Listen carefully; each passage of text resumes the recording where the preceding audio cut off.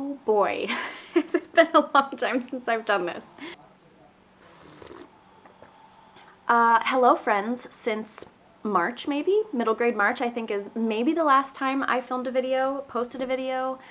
You know, pandemic life, mom of 3, part-time worker, homeschooling, like the world is crazy, my world is crazy, and finding time to, you know, film and edit and upload is hard, but I want to be here. My intention has never been to disappear, and yet I find myself disappearing. Also, when I go for long periods without filming a video, I'm always like, what do I film? I don't know what to film. What do you guys want to see? So if there's any sort of last videos you want to see before the end of the year, this is not like this won't include like the beginning of the year videos, like my favorites of 2020, that kind of thing. But if there's anything you guys want to see, let me know, because it's been so long that I'm like, do I film a book haul? Do I film a overview of what I've read since March? I thought today I would just talk about what I'm thinking I might read in December. We'll start there, and you guys can direct me in the future. What am I going to read in the month of December? Well, first of all, I'm finishing up Pachinko. I actually don't have it in front of me, and I'm not going to get up and go get it, but that was on my list of 10 books that I wanted to read in 2020. And I have, after I finish Pachinko, I'm maybe like a quarter of the way through it, and there's how many days left in December? I'm filming this on Saturday the 27th, 2020, 30. There's 3 days left. If I get halfway through Pachinko by Tuesday, I'll be good. It's a very long book. So after that, I have 2 more books that were on my list of books that I want to read in 2020. And those 2 books are, so these are like priority for me in December. They don't feel very festive, but I'm still really looking forward to reading them, so that's okay. One is After the Flood by, where should I hold this book? I don't know. One is After the Flood by Cassandra Clare. Not Cassandra Clare. Not at all Cassandra Clare. I've never read a Cassandra Clare book. I don't know why I just said that name. No, After the Flood by Cassandra Montag. Montag. I should know how to pronounce this. My maiden name was Montai. Anyway, After the Flood by Cassandra Montag. This is sort of a dystopian, an adult dystopian, in which much of the United States has been flooded, and it's about a mother in search of her daughter whose father, when she was very young, when this flood first started happening, he disappeared with her. So she is looking for her daughter with her other daughter. Is that confusing enough for you? You know, I was told to kind of be careful with this book, just life circumstantially, because I had a daughter in the last year, that this is kind of a hard one. But I feel like I'm in a good place for that, so we're going to do it. The other book that was on my list of 10 for 2020 is I can't talk today. The Dearly Beloved by Kara Wall. I am so excited to read this book. I think I'm going to love it. I know I'm going to love it. Kind of makes me sad that I'm waiting until the very last month of the year to read a book that I've been so highly anticipating reading. But I just have a feeling I'm going to love it. So anyway, this one is a little bit hard to explain, but I believe it's about two families, and in these 2 families, the men are both pastors, maybe, and they're also friends, and so it's sort of about these 2 families' lifelong friendship. I could be giving the worst synopsis of this book ever, and I wouldn't even know.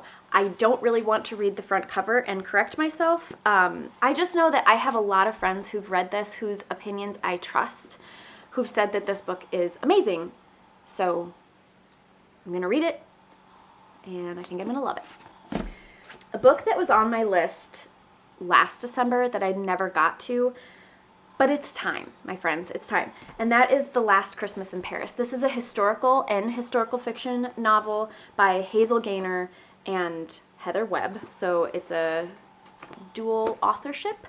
It takes place in World War I think. I'm not going to give you a very detailed synopsis, but I'm pretty sure that this is an epistolary novel. Yes, it is. I was right. This is an epistolary novel, and it takes place during World War I think it also takes place over a span of years. I know that it at least starts in World War I, and these two men go off to fight in the front, and they all think that Christmas is going to be over by Christmas. No, that the war will be over by Christmas, and of course it's not. This is one that's been on my radar for a long time. This is the Christmas season that I will be reading this book. All right, next. This month, I started reading The Wingfeather Saga by Andrew Peterson. I read the first book, which is On the Edge of the Dark Sea of Darkness, and I really enjoyed it. I liked it. I wouldn't say that I loved this book, but I loved where the book is headed, and I've heard that each book gets successively better and better and better. Anyway, I'm really excited to continue. This is a middle grade fantasy. It's sort of a sleeper hit. I don't know how to describe this. No, what am I trying to say? Almost like a cult classic kind of, but in book form. Initially, it was self-published by Andrew Peterson, who is also a musician.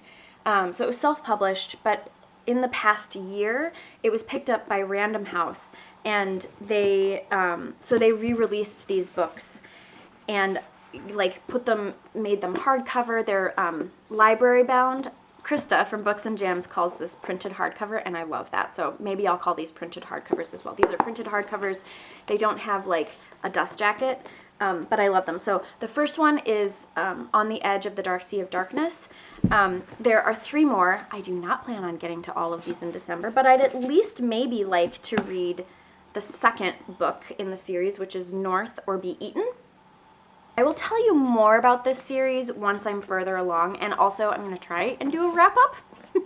We'll see whether I'm on top of that or not. I'm going to try and do a wrap-up, and I will talk more about the first book in the series then. But yeah, I'd like to read the second book in December.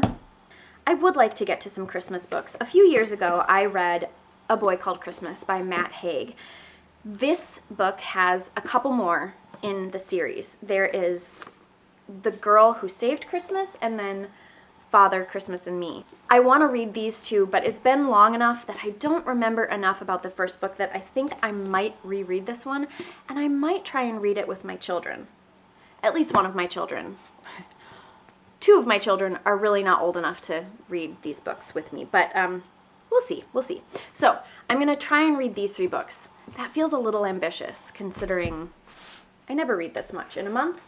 And then I am going to try and read 2 mysteries this month. One, I really would love to continue on with Louise Penny. I've only read 1 Louise Penny book this year, and it was A Trick of the Light, and it was during the lost months. So the next book in the series is The Beautiful Mystery. I believe this is book 1, 2, 3, 4, 5, 6, 7. This is book 8 in the series. So I can't really give you a synopsis of this one because so much has happened in the books leading up to this one. But just know, it's the 8th in the series. It's one of my all-time favorite series. I love it so much, and I'm really excited to keep going. I love these books, and yet I still find that I end up reading like only 1 or 2 a year. I don't know what my problem is.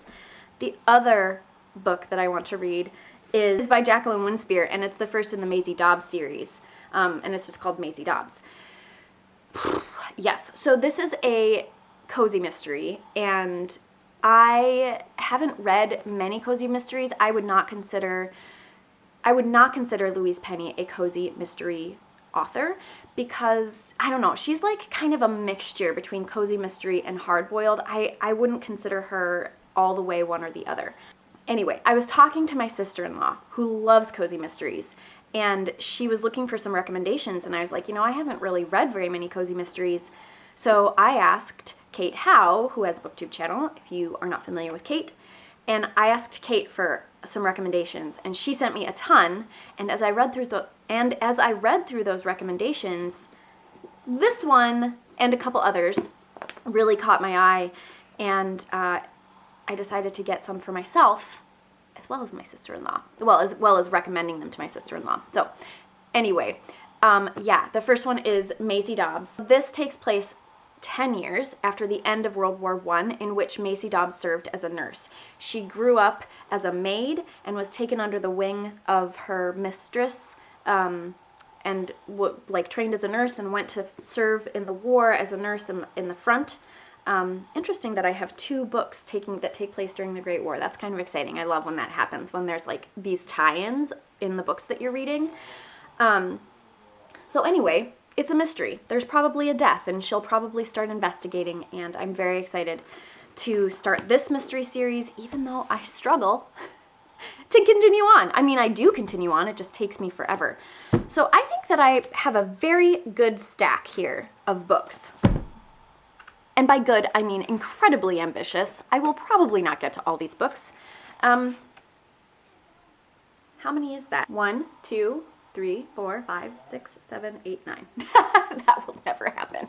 I mean, maybe because 4 of them are middle grade novels, which I do tend to read faster, but still, like, that's a lot of books.